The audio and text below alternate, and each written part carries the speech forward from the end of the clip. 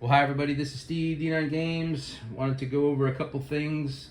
I wanted to talk about some type of a burnout or a limited creative energy, and then go into some of the creature specials. So this is a good scene and a setup so I can go over some creature specials.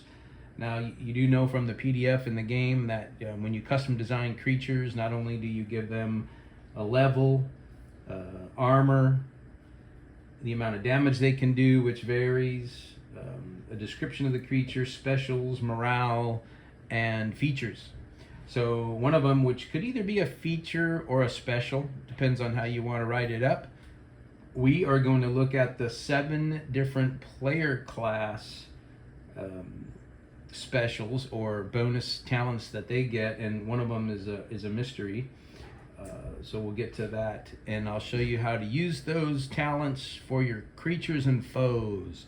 But before we get to that, I wanted to talk a little bit about what I believe to be a limited supply of creative energy. So as you're running games each week and creating bullet points and material, and you're building, of course, we push for a short, sweet prep so that we can savor and make that creative energy last.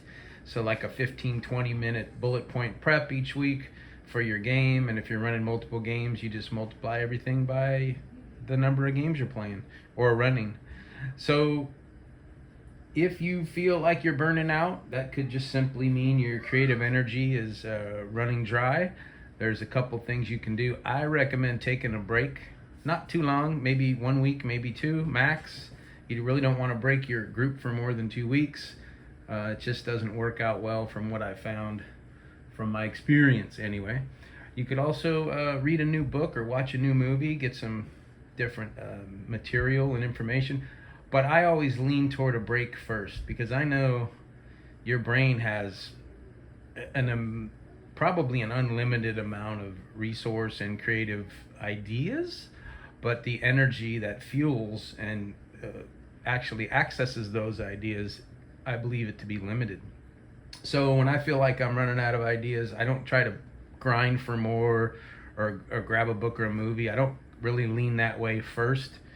If it's been a while and you're just dry and you can't come up with anything, that's when you look at other resources to get your information. But when you are feeling this creative energy burnout, I always recommend taking a break. So 1 week usually is perfect for me. Gives me a chance to reset, regroup, and then kind of get hungry for more creative ideas. So the number one point I wanted to bring up is, as you guys are running games, a lot of your game masters out there running games, coming up with material, being creative. Bless you, Wyatt. So there is an unlimited supply of creative ideas, but it's the energy that pulls those ideas from the archives of your mind. I would recommend taking a break first. Now, like I said, 1 week, 2 max. You don't really want to break your group up for too long. 1 week works best for me. So that's number one. Just want to throw that out there in case you guys are feeling a burnout, and I've been kind of juggling that myself as far as when to take a break and when not to take a break, but it works perfect for me. I'll play like 3 or 4 or 5 weeks in a row and take a week off, 3 or 4 or 5 weeks in a row and take a week off, and so that's kind of my sweet spot to keep the creative juices flowing. So that's number one. Number two, wanted to describe how I use the class features and specials to for my foes and creatures. So number one, as you might know, our fighter has the liberty of using a share the pain feature. So any damage dealt that is over and above taking out your foe gets to carry over into a nearby foe, either adjacent to the foe or adjacent to the character, the fighter. So to use that for your enemies might seem like not quite as applicable, because you feel like, well, if an enemy hits for 12 damage and maybe you only had 8 left, it takes you out, and then 4 more goes to an adjacent ally in your case, but a foe in the enemy's case. So that's how he would do it. He would knock you down and spend the other 4 in the form of share the pain. So you can use share the pain for a creature special or a creature feature. So that's kind of cool. As you know, our guard, number 2, our guard has taunt. So taunt is where you can do 2 things with taunt. You could either say, you and me, let's go 1v1. So you take maybe some heat off your mage or your squishies and you go battle 1v1 with them. You could also use it as a bit of a fear tactic if you want somebody to flee. So the second special or feature is taunt. So as you know, the guard will taunt a foe and say, take like I said, the heat off the squishies. Where this creature, like the one on the right, the little devil guy, he could say, you and me, show your loyalty and fight, and we'll let your friends live or something. So you can use that as a feature or special as well, and then at least gives your fighter or guard or whoever he's taunting, maybe it's the priest, usually it would be the priest in this situation. So he's trying to take the priest out and let the rest of the people live so they can go tell the tale. So you can use taunt in different ways as a creature or a foe special. Number 3 of the 7 is cook. So the mages are able to skip on a turn and load up for an extra die of ease for their spell next round. You can allow your foes to do the same thing. So like maybe one of these little devil creatures on the left can cook. And so you let them kind of sit still for a turn as they draw more mana, and then your player characters will have to roll with disadvantage, or what we call a degree of difficulty, because the enemy mage is drawing mana. Number 4 is bless. So the priests use bless. The priests can give everybody in their party an extra die of ease on their defense as a divine bless, and you can run it with the creatures and foes as well, where they're gonna run maybe an anti-divine bless on their creatures, which makes all your characters at a degree of difficulty against the whole group or against some of the beasts that you're fighting. So same thing, you're just kind of turning the tables with the class features over to the foes and creatures. Inspire, same thing. So you can have like a creature bard inspiring the group to where it gives everybody ease on the foes side, which gives all your characters, your player characters, difficulty on their actions for the next round. So it could feel a little brutal, but what I like about this idea is it's showing your characters, or your players really, that hey, these foes mean business. And you guys are getting powerful, you've got enlightenments, you're higher in level, you're wiping out a lot of different creatures, but now you can see that the shoe is on the other foot as the creatures run bless, inspire, cook. Then the last one, that's a class type feature. It's actually number 6. We have 7 classes, but I have a special one here. Slither. So the rogue as a class, bonus talent, I believe, or talent, can slither, and he can move in and out and by foes without causing walk away damage, which some of you might be familiar with opportunity attacks. We just do walk away damage. If you pass by a foe, you take half their damage, and then you're able to make your move. Well, the rogue can slither and avoid that damage. So now when your foes have that can really be an eye opener, because usually you'll figure out once you're in melee or in combat with a foe, if they try to walk away from you, you're gonna hit them for your base damage or whatever, however you run it. Most of you might be running opportunity attacks. I don't really like opportunity attacks. I think they slow the game down. But we do what's called a walk away. Now with slither though, you can say the enemy is not taking any damage from you. They're able to go right by you because they have this special or feature of slither. Now the bonus one, number 7, and I'm not sure which class I did not use their talent. I think it was the scout. So this one is a special to the creatures, which I like to use for these little red demon beasts. So if I can zoom in on them a little bit. These little guys, I like to use kamikaze. So they will go up, make an attack, and maybe do a glancing blow. They're really basic, so they don't do a lot of damage.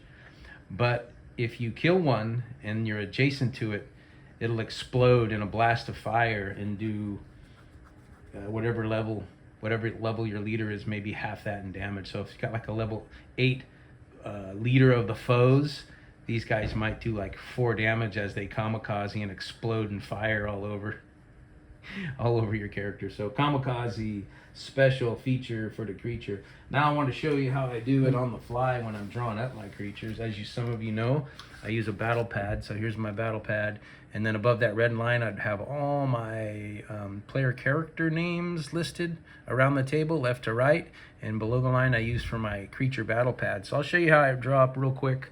Let's do this. We'll do this guy over here. He's like one of the little devil generals, and he was doing the ritual, so he's the divine or the anti-divine guy. So I'm gonna draw like a tic-tac-toe board so you can see how I fill this out. This is how I do a creature on the fly. So in the middle I'll put a symbol that represents that creature. So I'm gonna say like divine foe, because he's the priest of the foes, right? And then he's level, let's say he's level 6, and he can do a maximum of 12 damage. And then of course a lesser attack might have 10, and then his weakest attack might have 8. His special might be bless, and his feature might be summon, so he can summon stuff like he did right here in this example. And then for armor, he'll have a little more than a mage. Mage might have 2 or 3. I'll give him 4. So he's going to absorb the first 4 hits. So if one of my players does 10 damage, I'll subtract 4 and take 6 away from his health. Now where the health goes in the last spot, 6 times 6 is 36, is at least what we're running right now. I'm actually proposing we change that feature to where the amount of damage that a level 6 creature does, I think, should be 6. And then the amount of health a level 6 creature has should be 12. So I'm kicking that around to see if we lower all the health from both the foe side and the hero side. But I'm still, we're still in debate about that. So for now, here's your setup. We got your divine foe, 4 armor, max damage of 12. He can do a lesser attack of 10, and then the weakest attack of 8. He's a level 6 with 36 hit points. He can summon and bless. So that's how I do it on the fly. A little tic-tac-toe board, fill it out, and you got your creature. So like, I'll do one more for an example. I'll do the little, I won't do the little kamikaze beasts, because I'm going to say they're a one-hit minion. They do a glancing blow if they hit you. But if you kill them and you're adjacent, they will blast you with, I'm going to say they're summoned by the divine. So they're going to blast you with 8 points of damage.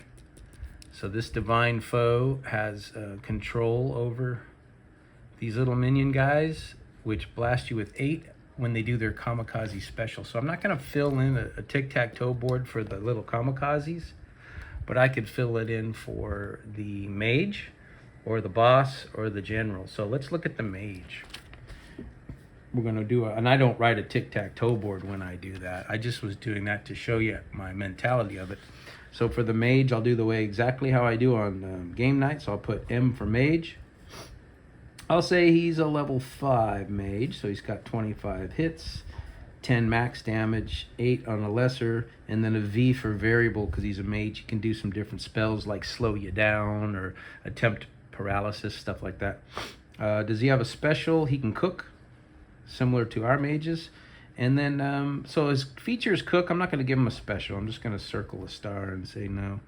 Armor, he's only going to absorb 1 because he's a mage. So here's your mage. Got M for mage.